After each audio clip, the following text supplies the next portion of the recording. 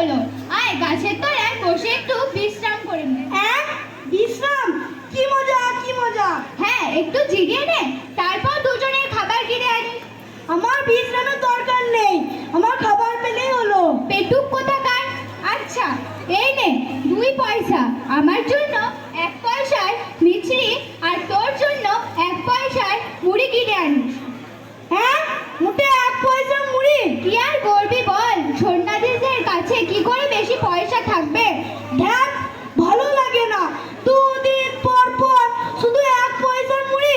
কি আর করবি বল, সন্ন্যাসী মানুষ, কোথায় বেশি পয়সা পাবো? আমি এই গাছের তলায় বসে একটু বিশ্রাম করে নিই। সকলেরই তো ভালো মন্দ খেতে ইচ্ছা হয়।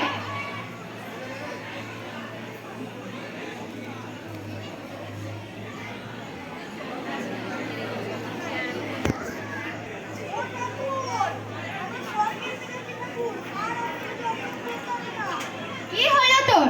এমন গলা ফাটিয়ে চেঁচাচ্ছিস কেন? আমার স্বর্গে এসে গেছে ঠাকুর। কি পাগলের মতো বকছিস?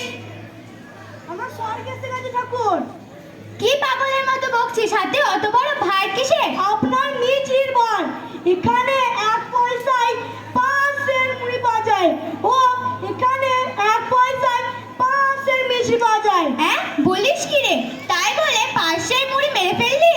পাগল নাকি? এখানে 1 পয়সায় 5 সের রসগোল্লা পাওয়া যায়। ও এখানে 1 পয়সায় 5 সের রাবড়ি পাওয়া যায়। আমি পেট পুরে 5 সের রসগোল্লা খেয়ে ফেলেছি। হে ভগবান, এ কোন দেশে এসে পড়লাম শেষকালে? স্বর্গে না তবে স্বর্গে। অত লাফাসনি রে, অত লাভ করিস নে।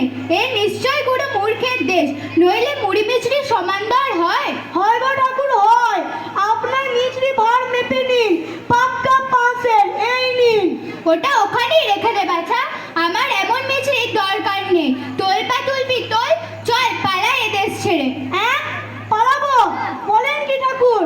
কোথায় যাবো আমার সুখের দেশ ছেড়ে? তুই পাগলামি করছিস, চল চল পালিয়ে যায়। সাধুগিরি পড়ানো হচ্ছে। 1 পয়সা বেশি মুড়নেও লম্বা লম্বা কথা। তবে তুই থাক, আমি চললাম। আমার কথা শুনলি না তো? একদিন বুঝবি যখন বিপদে পড়বি। পড়ানো হচ্ছে 1 পয়সা বেশি মুড়নেও লম্বা লম্বা